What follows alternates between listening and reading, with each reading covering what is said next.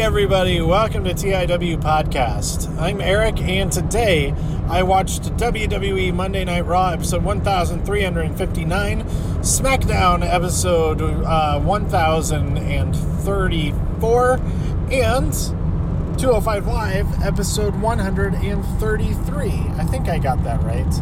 Yes. These are broadcast on June 10th and 11th, 2019.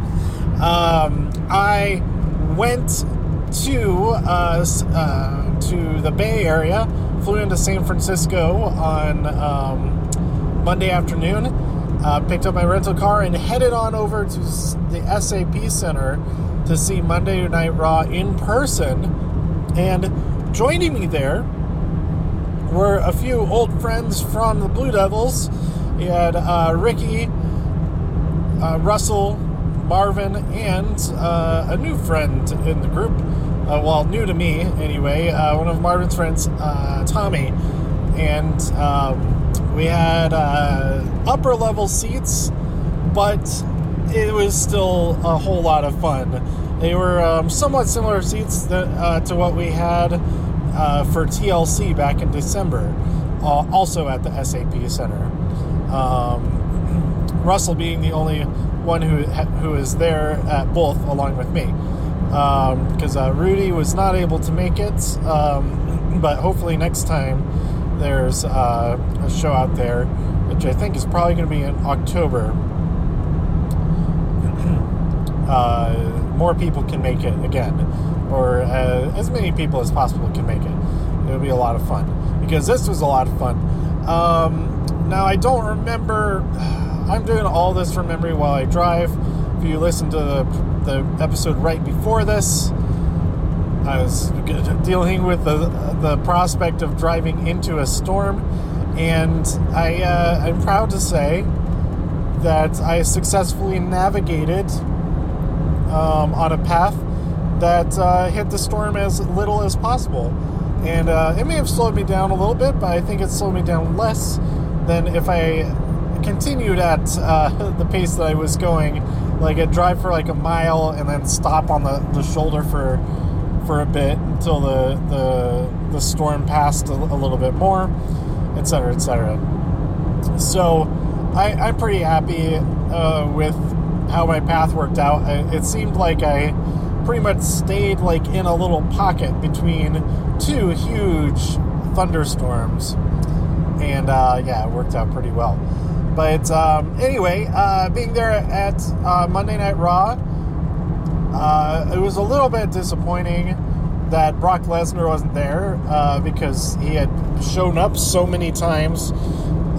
He's shown up every week until this week on Monday Night Raw. So, all the way up until the last moment, we were all thinking, is he going to come out? Is he going to cash in? Is he going to get that championship off of Seth? Because we had Seth Rollins versus Kevin Owens, I think. Was that what the match was? I think it was that. I know the special referee. Was it?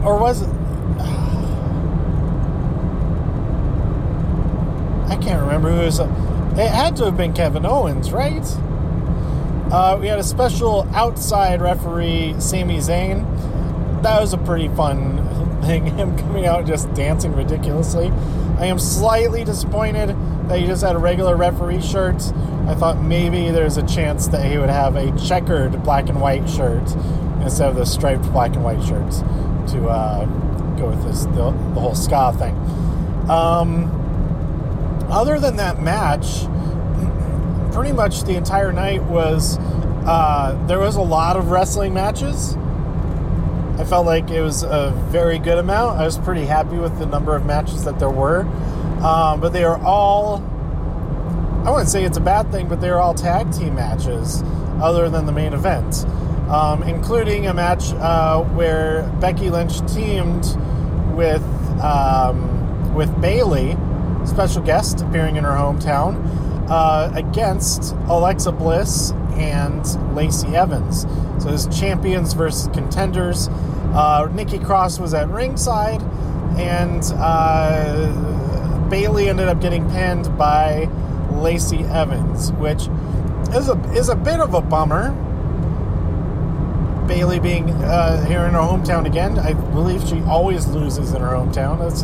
That's no good. But I was pretty okay with it because it was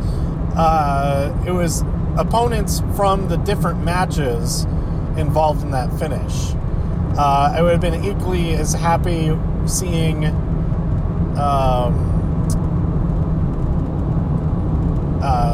Alexa. Maybe I wouldn't have been. I think that was the best scenario, I think, because a lot more people have been upset to see either Alexa Bliss pin Becky or Becky pin Alexa Bliss. So, yeah, I was all right with that. We did have this whole thing with an elimination handicap match, Lars Sullivan versus Lucha House Party. He just destroyed all three of them one after another. I'd say that's technically is still a tag team match because they could have tagged in and out if they hadn't just gotten destroyed so quickly. So is Lars Sullivan on Raw now? Because he didn't show up on SmackDown the next night. And I don't know if they mentioned it being wild card. I don't know. Everything is just all jumbled right now. And yeah. We also had, what did we have? We had a triple threat match for the Raw Tag Team Championships. So Zack Ryder and Kurt Hawkins, the defending champions, took on the Revival and the Usos. And the Revival got the win, and they are the new Raw Tag Team Champions. And this match was pretty great. Lots of great stuff in this match, and I recommend it. I'd say it's my favorite match of Raw and SmackDown. Nothing comes close to the awesomeness of 205 Live this week, though. Yes, I'm also talking about 205 Live episode. Yeah, I did say it was 133. But we'll get to that in just a minute. There's some other good stuff. We had a new episode of Firefly Funhouse. It was pretty interesting, with the rambling rabbit getting smushed and made into nutritious paste of some kind, a meat jam, if you will. But is Bray gonna debut soon? Is he gonna be in the ring soon? I don't know. I'm excited to find out, to see when that does happen. Maybe next week, maybe in 2 weeks, maybe in 7 weeks. I don't know.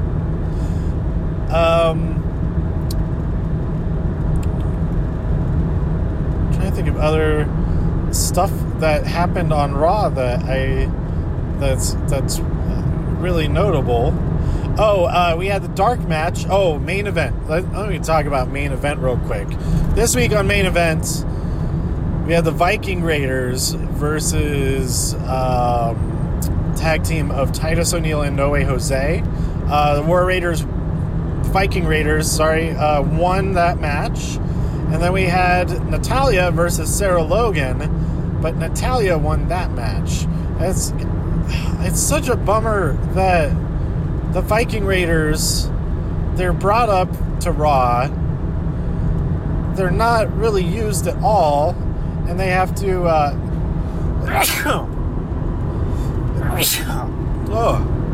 excuse me, must be some weird Texas air allergens coming at me.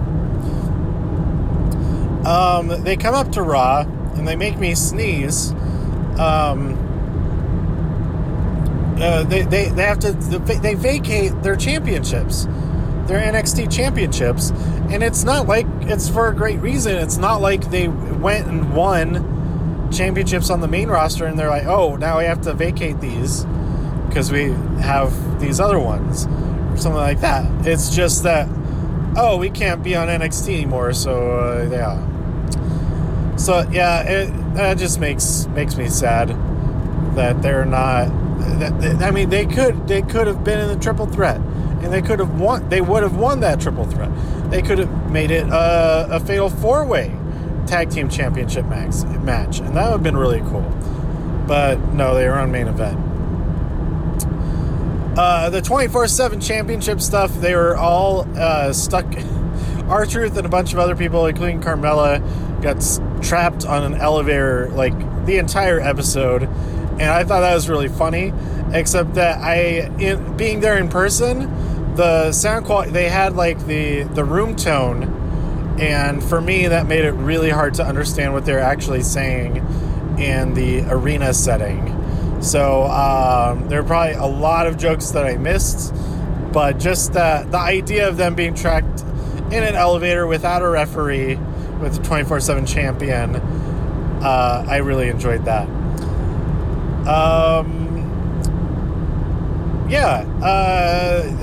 There's other stuff that happened, but I can't remember any of it. So I'm going to move on to SmackDown Live. We opened up with a whole thing about Raw, with another episode of Miz TV. Oh, that's right. There was an episode of Miz TV on Monday night. I forget who his guest was, because honestly, I went. Ricky and I both went to the merch stand. The line was very short. We were like third and fourth person in line to try and get some shirts, and we succeeded in getting those shirts. I got the special hometown champ Bailey shirt. It's a pretty good shirt. I like it. I don't have enough turquoise shirt. It's San Jose Sharks colors, so that was pretty cool that I was able to get that. So yeah, I went and got that during the Miz TV segment on Monday night. But we opened up on Tuesday night with the Miz TV with a guest, Drew McIntyre and Shane McMahon, and Miz was very unenthusiastically reading from a script to introduce them. Oh yeah, that was pretty good. He first called him Breast in the World, and they called him Pest of the World. I enjoyed that. It kind of dumb, but I enjoyed it. We ended up with Shane offering The Miz a chance to fight him if he first defeats Elias. Also came out. If he defeats Elias and then Drew McIntyre, then he can have a match against him. And The Miz takes up that offer. He does defeat Elias at the Skull Crushing finale, but he's not quite able to defeat Drew McIntyre. He's hit with a Claymore and is pinned, but Shane says, I'll give you a match anyway, because he thinks that it's a shoe. He can just beat down the already nearly dead Miz.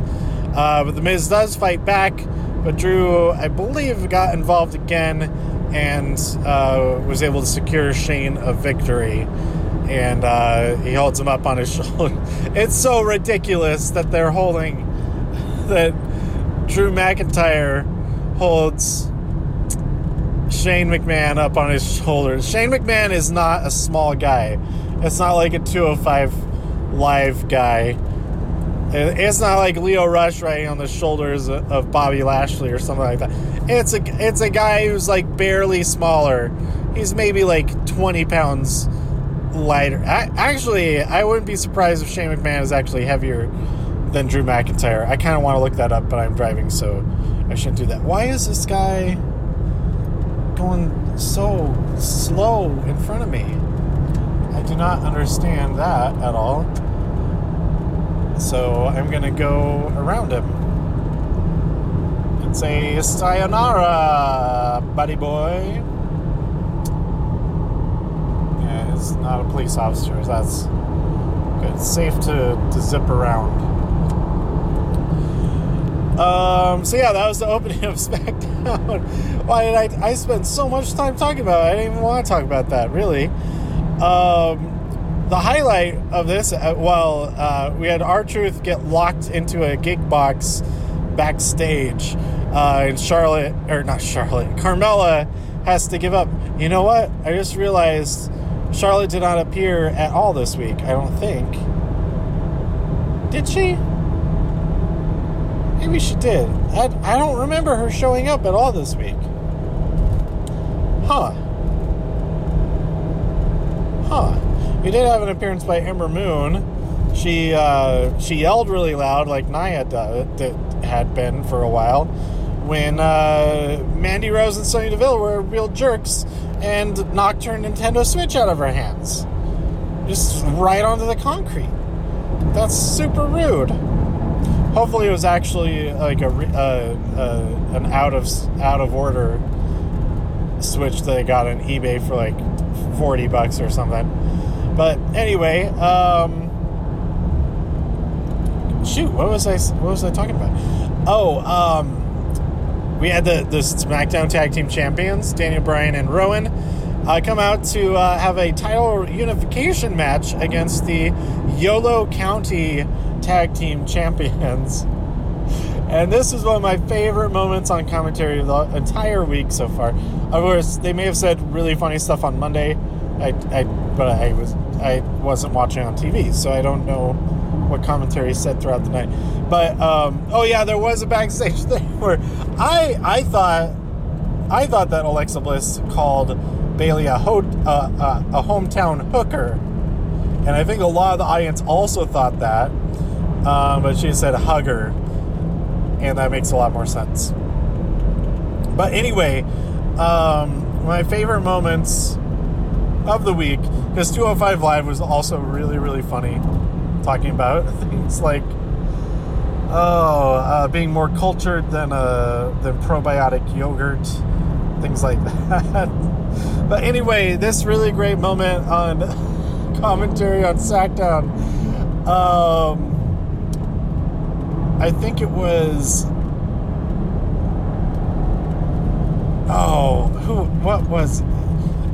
it was either Corey... I think it was Corey. He says, these two... The Yolo County Tag Team Champions. About them, Corey says, these guys look like they look forward to brunch. Or something like that. And then Heavy Machinery comes out. And... who said what? I forget who actually said this, because it does seem... Maybe Byron said the first thing and then Corey said the second. Okay, about Heavy Machinery, somebody else says, these guys look forward to every meal.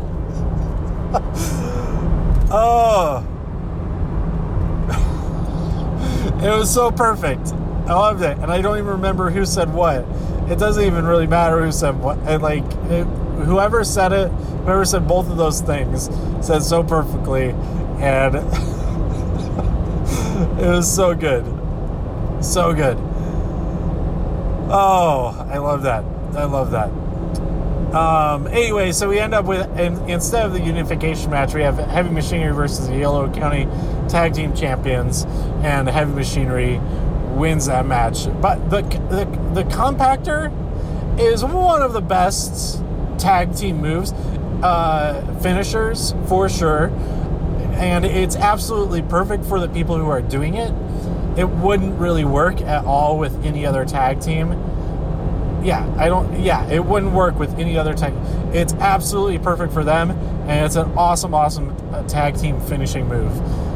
Just the way that Tucker bounces off the back of Otis and then goes off of that bounce into a splash as Otis rolls out of the way. It's poetry. It's physical poetry with two gigantic guys. And it's awesome. So I guess they are now the Yolo County Tag Team Champions. It is the actual name of the county that Sacramento is in, because I kept seeing Yolo the last time that I was there, and I was like, what? why is YOLO everywhere? And it's like, oh, that's the actual name of this county. It is not it is not named after that. The very recent "You Only Live Once" abbreviation. It is something else. So maybe like a native language, a word in the native language there. I don't know. I haven't done the research, and I'm not going to look it up because I'm still driving. We had a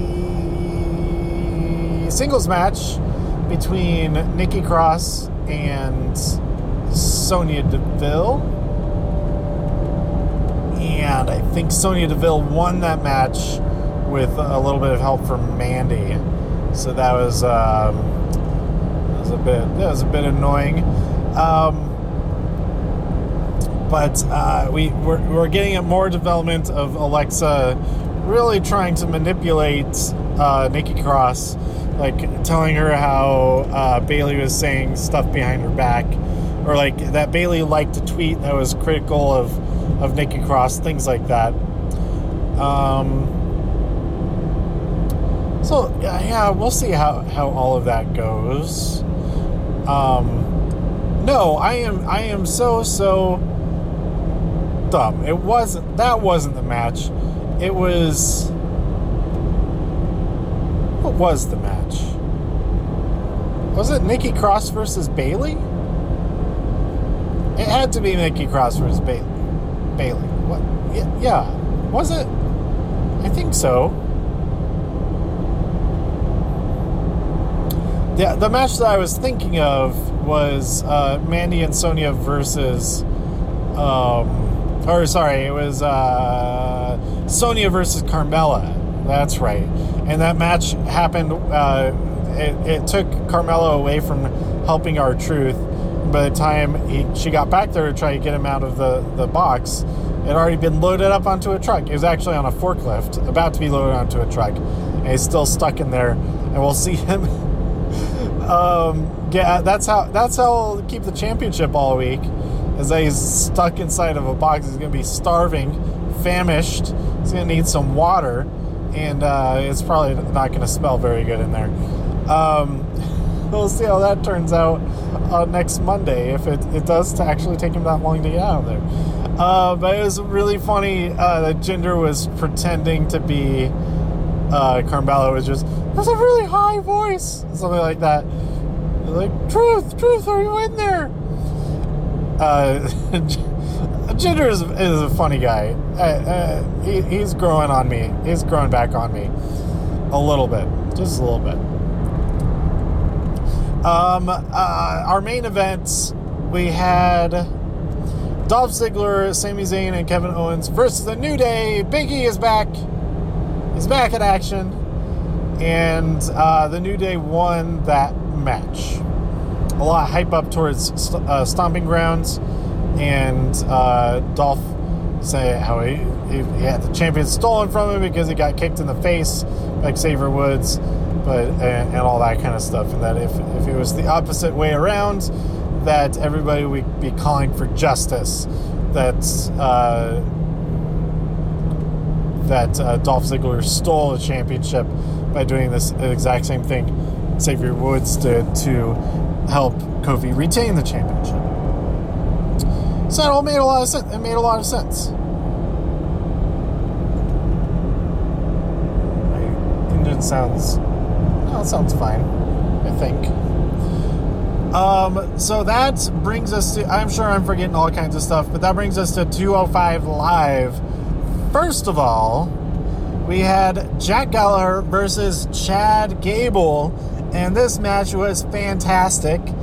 All kinds of really great technical stuff, really fun technical stuff, and it's absolutely worth watching. A little bit of a goofy ending, with ending in a count out with Jack Gallagher just barely missing getting back entirely in the ring at the count of 10. But everything up until that point was really great, and it's absolutely worth checking out. And then Mike Kanellis and Maria Kanellis were pretty mad that Chad Gable is on the show, while Mike Kanellis continues to be overlooked for opportunities despite his general just sucking at everything. But we then had a tag team match, the Singh Brothers versus Dos Locales.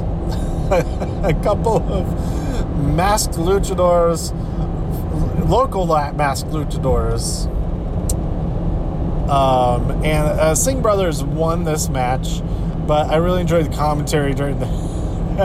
Corey kept getting... No, not Corey. Sorry. Aiden kept getting really annoyed that they kept asking which luchador it was, what his name was. I'm getting mixed up again. It might have been Nigel that was getting annoyed with that. He's like, he's the one in the mask. They're both in masks. That was a good joke.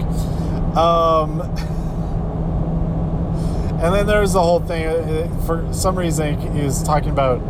I think it was Aiden that was like really into these guys. And he was talking about how he was more cultured than probiotic yogurt. And then that brings us to the main event. Freaking awesome. A fatal four-way between Humberto Carrillo, Akira Tozawa, Drew Gulak, and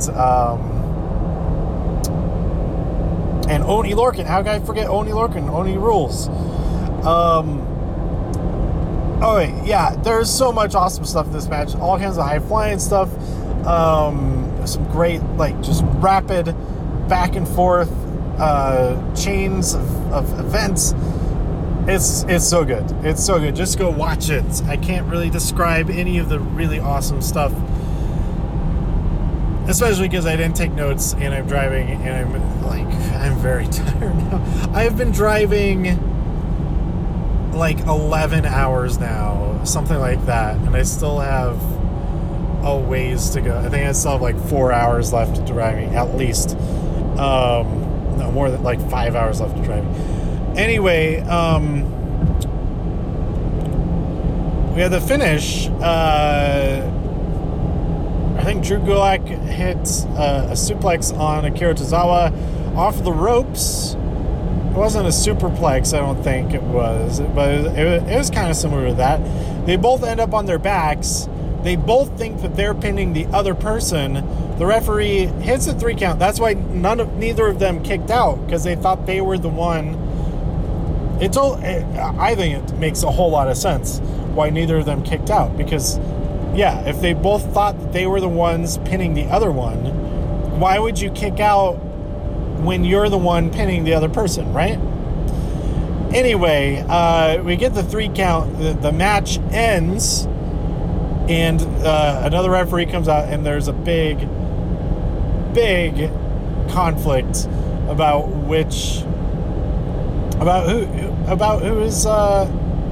who's the winner. Drake Maverick comes out there, and there's no winner declared. But the crowd was chanting rock, paper, scissors. That was pretty funny. That's a good job, guys. That was actually a good one. I like that. Another kind of wacky finish, but it was a fantastic match, and we'll see what it's got to be a triple threat, right? It's got to be a triple threat at Stomping Grounds. That's the easiest way to solve it, I think.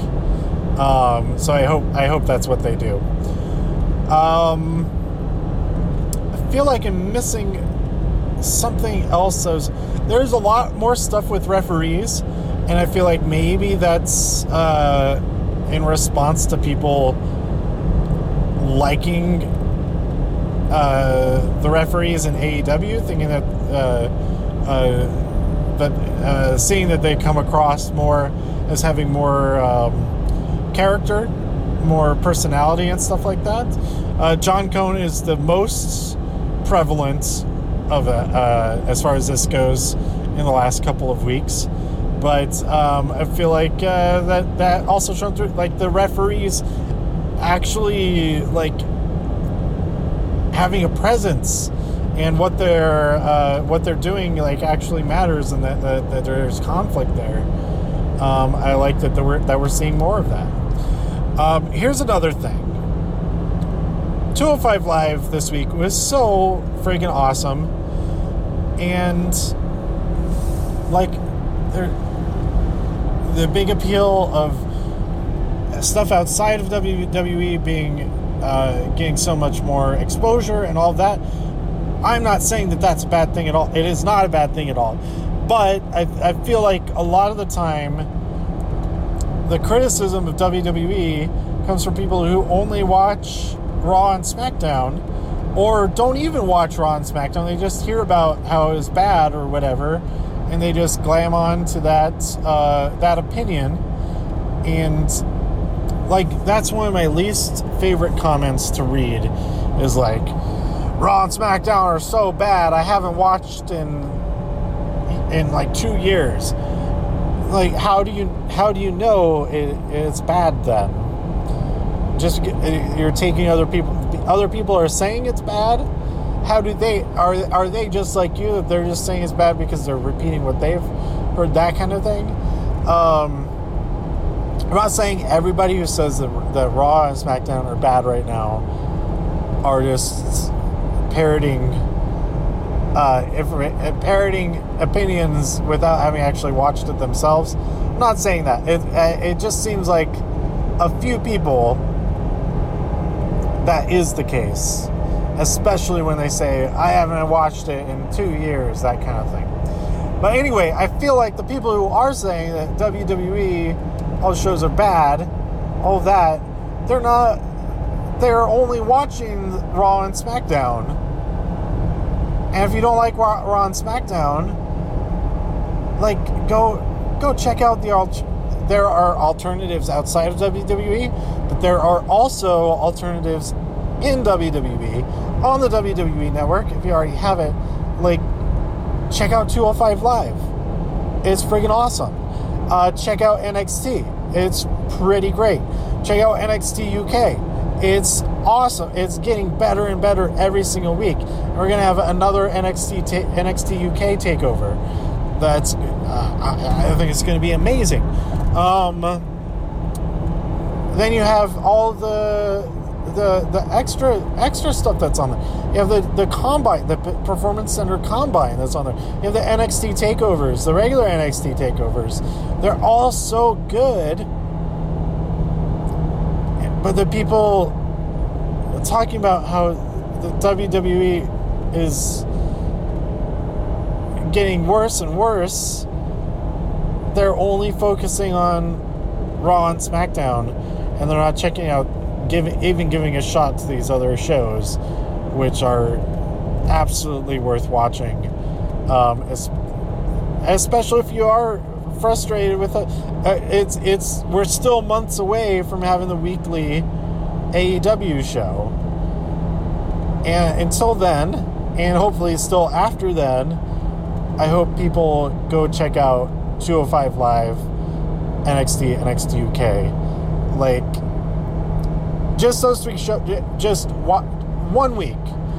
This is my challenge to everyone out there. 1 week, don't watch Raw, don't watch SmackDown, just watch